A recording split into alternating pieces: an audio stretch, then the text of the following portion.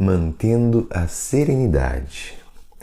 Consideremos que existem atitudes e assuntos que preservam o equilíbrio e a serenidade do grupo de criaturas a que pertençamos na Terra, como já se dispõe no mundo de vacinas diversas que fazem a defesa da saúde humana.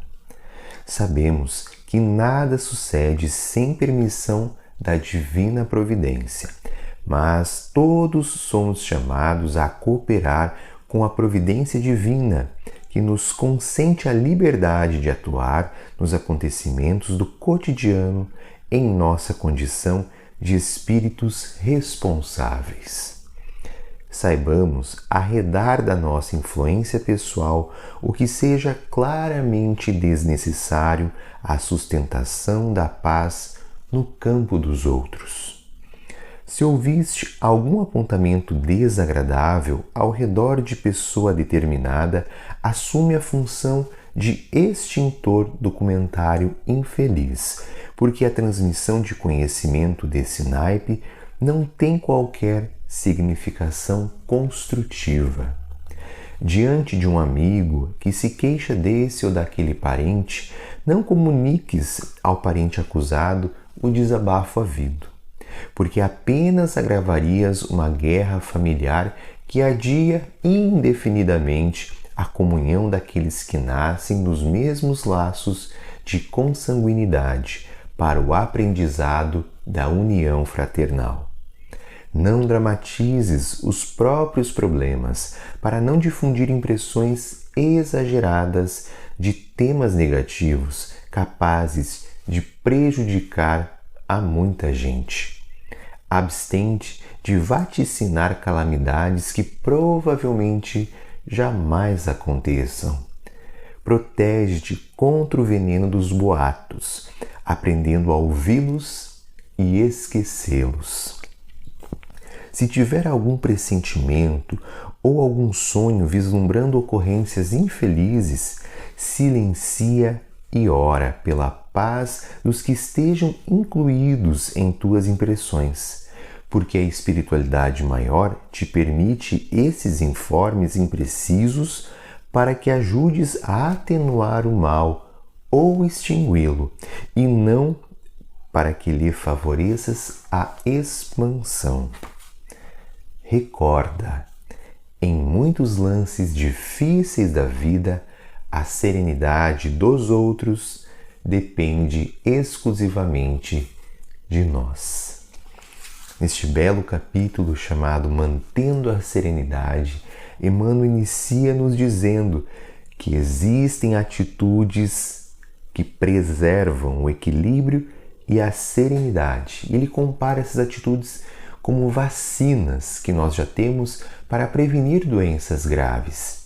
Então existem vacinas para nós prevenirmos os nossos desequilíbrios emocionais, que é essa busca por desenvolvermos a serenidade, a calma, a paciência, o exercício das virtudes como um todo, um exercício constante, diário, paciente, perseverante, disciplinado que nós precisamos ter, porque assim como cuidamos da nossa alimentação, da saúde física, da nossa higiene física, precisamos todos os dias fazer uma higiene mental, cuidar dos nossos pensamentos, dos nossos sentimentos, das nossas conversações, do que lemos, do que ouvimos, do que assistimos, porque se escolhermos bem, estamos prevenindo desequilíbrios psicológicos significativos. Então Emmanuel chama muito atenção para essas atitudes necessárias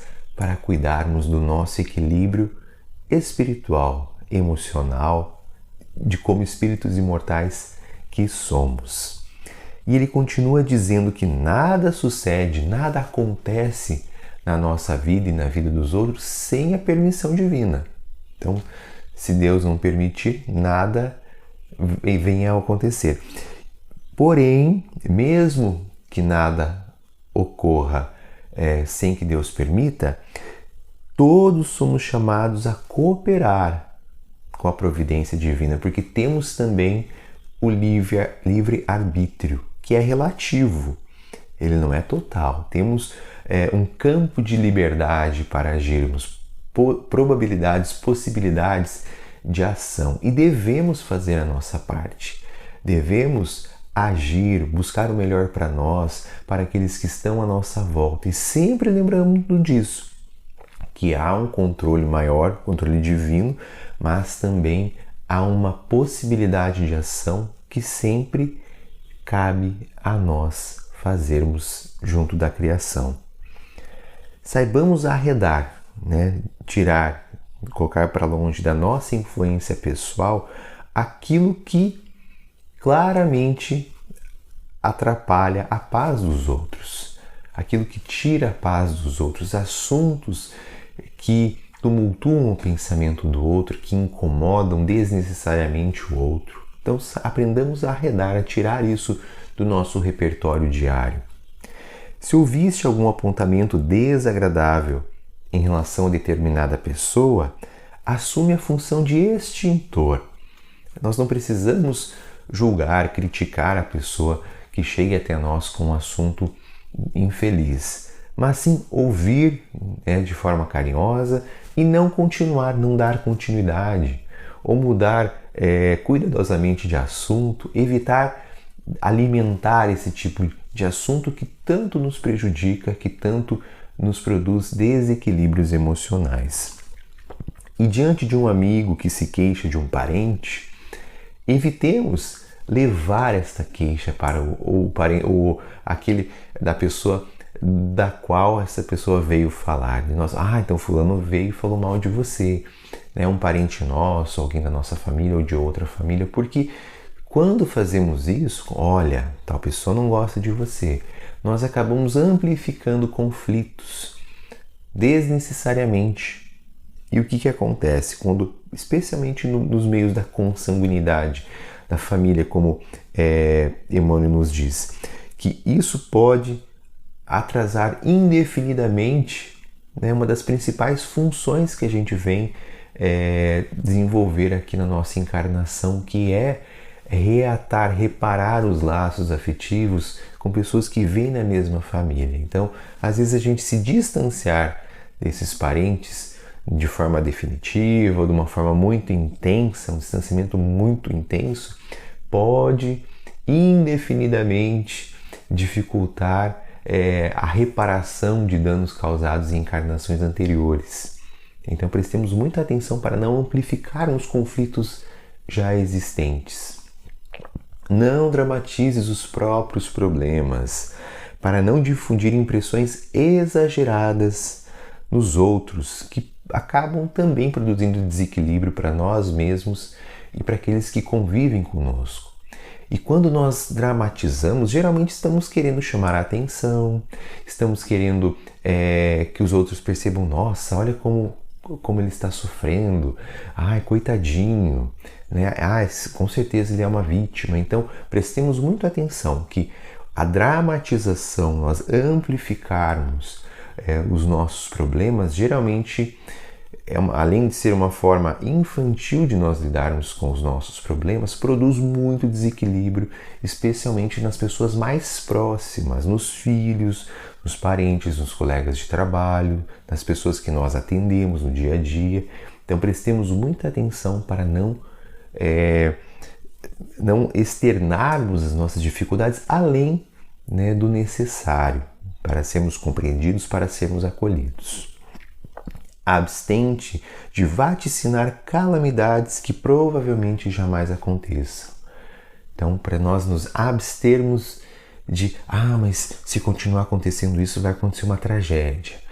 Não de prever coisas que são claras, de evitar que o mal aconteça, mas sim de ficar criando tragédias, calamidades que são muito improváveis de ocorrer.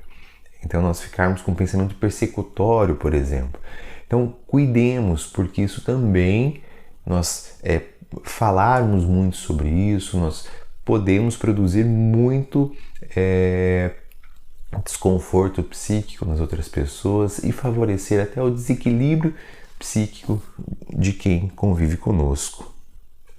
Protege-te contra o veneno dos boatos, aprendendo a ouvi-los e esquecê-los. Então vejamos que Emmanuel classifica os boatos como veneno, né? Ou seja, o veneno produz uma intoxicação. Quando nós comemos algo que está envenenado, produz uma intoxicação física. E se a gente fizer essa relação como Emmanuel faz, do boato como um veneno, é um veneno psíquico, ou seja, que nos desorganiza emocionalmente, psiquicamente. Então cuidemos com os boatos. Então se nós ouvirmos alguns boatos, se chegarem até nós, saibamos ouvir e esquecer, não os mantendo nos nossos pensamentos, nas nossas conversações. Se tiveres algum pressentimento, algum sonho, vislumbrando ocorrências infelizes, silencia e ora em favor daquelas pessoas que estão presentes neste sonho ou nessas impressões. E Emmanuel nos explica por que ele dá essa orientação, de nós silenciarmos, fazermos uma oração. Quanto mais sentida essa oração, quanto mais carregada de sentimentos positivos, melhor, como nós temos bem claro no Evangelho segundo o Espiritismo. Ele nos esclarece para fazermos isso por quê? Ora pela paz dos que estejam incluídos em tuas impressões, porque a espiritualidade maior te permite esses informes. Então esses informes não chegam para nós por sonhos ou por impressões sem a permissão, né, da espiritualidade maior. Então se a espiritualidade permite que esses informes imprecisos cheguem até nós, é para que ajudemos a atenuar o mal ou extingui-lo, e não para que lhe favoreças a expansão. Então a gente sai falando, fulano, sonhei com você, que você estava assim.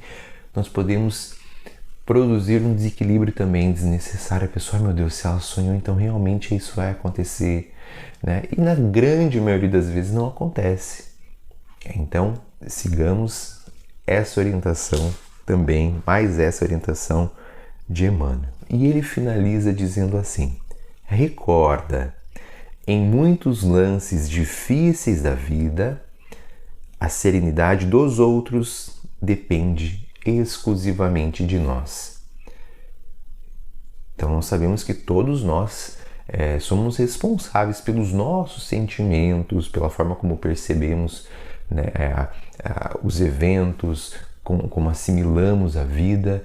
Porém, em muitas situações, nós somos responsáveis pelo que produzimos nos outros. E a serenidade do outro, especialmente daqueles que estão mais vinculados a nós, especialmente os dependentes, filhos, parentes próximos, pessoas próximas do trabalho, pessoas onde nós temos um grau, por exemplo, um cliente que nós atendemos, uma pessoa mais nova que nós, ou que nos tem como referência. Algo que nós fazemos numa situação problemática pode ajudar aquela pessoa a se sentir mais calma, mais serena.